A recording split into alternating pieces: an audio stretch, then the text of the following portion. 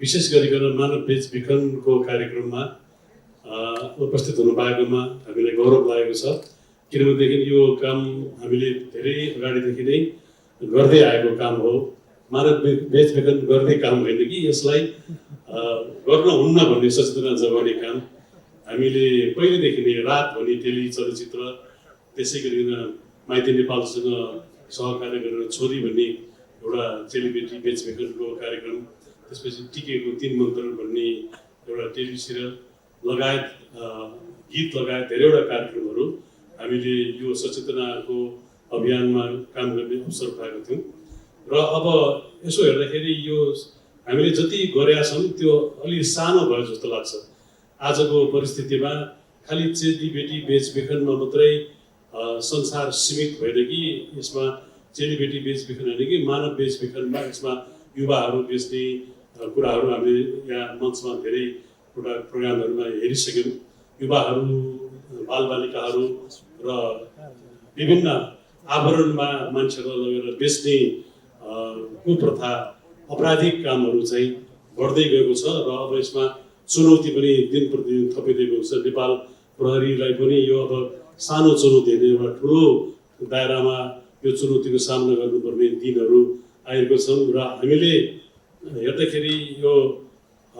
सानो मोबाइल भन्ने यन्त्रले हाम्रो जीवनमा धेरै परिवर्तनहरू ल्याएको छ, धेरै राम्रो कामहरू पनि गरेको छ र यसबाट चाहिँ विकृतिका कामहरू पनि, अनगिन्ती कामहरू, समाजले हेर्नै नसक्ने, पच्नै नसक्ने कामहरू पनि यो सानो यन्त्रबाट हुन पुगेको छ। र त्यसै गरिकन नेपाली युवा युवतीहरू पनि विदेशमा अनेक किसिमका प्रलोभनमा पुगेर विदेशमा आफ्नो नारकीय जीवन बिताउनु परिरहेको छ। र यो चिजलाई चाहिँ अब खालि चेलीबेटी बेचबिखनमा मात्रै सीमित नगरिकन अब यस्ता किसिमका सचेतना कार्यक्रमहरू अब बृहत रूपमा गर्नुपर्ने दिनहरू पनि अगाडि आउँदैछ। र सबैभन्दा ठुलो कुरो यसमा मैले देखेको, नेपाल हाम्रो देश सुन्दर देश, प्रकृतिले दिएको एउटा वरदान देश, यसमा विकास पनि हुँदै नभएको होइन, धेरैवटा विकासहरू भएको छन्। बाटाघाटाका सुविधाहरू हेर्ने हो भनेदेखि हाम्रै जीवनकालमा हामी कहाँबाट कहाँ ठुलो फड्को मारिसक्यौँ। र सबैभन्दा ठुलो अहिले हामीलाई खड्केको एउटा देशको सबैभन्दा ठुलो खड्केको दिन चाहिँ हाम्रो देशमा कहिले पनि राजनीतिक स्थायित्व भएन र राजनीतिक स्थायित्व नहुँदाखेरि चाहिँ देशमा रोजगारीको सङ्ख्या पटक्कै बढेन र देशका युवाहरूलाई विदेशीले सपना, यति धेरै विदेशी सपनाहरू देख्न थाल्यौँ हामीले कि यो सानो मोबाइल भन्ने यन्त्रबाट विदेशमा आफ्ना साथीभाइ गएका, पढेका, लेखेका, त्यहाँ प्रगति गरेका कुराहरू यो फेसबुकको पोस्टबाट देख्यौँ र सक्नेले पनि नसक्नेले पनि विदेशी यात्रामा चाहिँ लोपिएर र त्यहाँ गइसकेपछि त संसार जितिन्छ, सबै थोक पाइन्छ, यहाँ नभएको चिज संसार तीमै छ, ती हामी गएपछि हामी सम्पन्न हुन्छौँ, हामी भगवानले जस्तै सुख जीवन बिताउन सक्छौँ भन्ने एउटा कल्पना छ। त्यसलाई चाहिँ चिर्नु परेको छ, त्यहाँबाट हामी बाहिर निस्किनु परेको छ र देशको राजनीतिक अवस्था केही सुधार हुने सङ्केतहरू अहिले हामीले पाइरहेको छौँ। र सबैभन्दा ठुलो दुःख लाग्दो कुरा के भनेदेखि हाम्रा देशका नेताहरूले नै मान्छे बेच्ने काममा साथ दिएका छन् र धेरैले शरणार्थी बनाएर बेचेको कुराहरू हामीले पढिरहेका छौँ, हामीले देखिरहेका छौँ। भनेपछि नेताहरूको नैतिकता नै त्यहाँसम्म छ भनेदेखि हामीले उहाँहरूबाट, त्यस्ता किसिमका नेताहरूबाट हामीले आशा गर्ने दिनहरू हामीले समाप्त गर्नुपर्दछ र नयाँ युग, नयाँ जोस,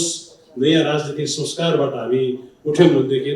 यावत यो समस्या मात्र होइन कि देशका यावत समस्याहरूलाई हामीले सपार्दै हामी अगाडि बढ्नुपर्दछ। र हामी जहाँ जन्मिन्छौँ, हामी यति राम्रो भूगोलमा जन्मेका छौँ र यो भूगोललाई हामी स्वर्ग बनाउन सक्छौँ, तर हाम्रो मनभित्रका आचरणहरू, नेताहरू जसले हामीलाई मार्गदर्शन दिनुपर्ने हो, उहाँहरू नै को बाटोबाट हिँडिसकेपछि कसरी देश अगाडि बढ्न सक्छ। ती दिनहरूको समाप्ति सँगसँगै यो चिजलाई, यस्ता किसिमका मानव तस्करीका कामहरू, मानव बेचबिखन कामहरूलाई हामीले न्यूनीकरण गर्दै लग्न सक्छौँ भन्ने एउटा हामीलाई चेतना आउनु जरुरी छ। र यो आजको समारोहमा जुन दायित्व आदरणीय मदन दाई र मैले पाएका छौँ र यसलाई चाहिँ अब आफ्नो हामीले गर्न सक्ने अडियो भिजुअलको माध्यमबाट हामीले यसलाई जतिसुकै प्रचार गरेर र देशका चाहिँ युवाहरूलाई देशका चेलीबेटी दिदीबहिनीहरूलाई चाहिँ कसरी विदेशमा जानुलाई चाहिँ यो सन्देश नजानुलाई सन्देश पुर्याउन सकिन्छ त्यसमा हामीले पाएको जिम्मेवारीबाट हामी पछि हट्दैनौँ हामी लागि नै रहन्छौँ यहाँले हामीलाई हराउनुहोस् हामी अगाडि बढ्छौँ र अब काम गर्दाखेरि पनि अलिकति हामीले जुन पहिले गरेका जस्तो सचेतनाका कुराहरू एनजिओ आइएनजिओहरूको सहयोगमा हामीले रात भन्ने टेलिचलचित्र मदनबहादुर हरिबहादुर भन्ने टेलिचलचित्रहरू यो पोलियो थोपाहरूको चाहिँ खोपहरूको कार्यक्रमहरू पनि हामीले धेरैवटा कार्यक्रमहरू हाम्रो जीवनकालमा हामीले धेरैवटा कामहरू गऱ्यौँ र त्यसमा यो एउटा यन्त्रमा केही नेगेटिभ सोचाइ भएका मनस्थितिका मान्छेहरूले हामीलाई पनि विदेशी शक्तिले चलाएको मान्छे भनेर अनर्गल प्रचार गरिरहेका छन् र केही व्यक्तिहरूले त्यस्तो किसिमको प्रचार गरिदिँदाखेरि हामीले गरेको कामहरूमा हामीलाई पनि दुःख लागेको छ यो यन्त्रले हामीलाई मात्र दुःख दिएको छैन कि यसलाई जाने भने यो एकदमै यसले चाहिँ आफ्नो देशलाई आफ्नो व्यक्तित्वलाई उठाउने काम गर्न सक्छ नजाने भनेदेखि चाहिँ यो नेगेटिभिटी फैलाउन पनि यसले असाध्यै ठुलो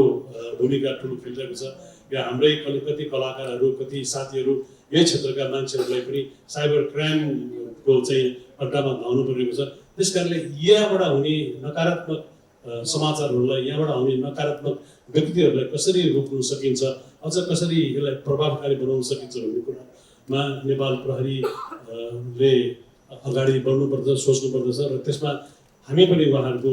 साथमा छौँ हामीले सकेको सहयोग गर्दै जान्छौँ र यो गरिमामय समारोहमा आज सम्मानित हुनु पाइयो यति ठुलो दायित्व लिनु पायो यहाँहरूप्रति धेरै धेरै कृतज्ञता व्यक्त गर्दै माइती नेपाल प्रहरीलाई म फेरि पनि अभिवादन गर्न चाहन्छु नमस्कार धन्यवाद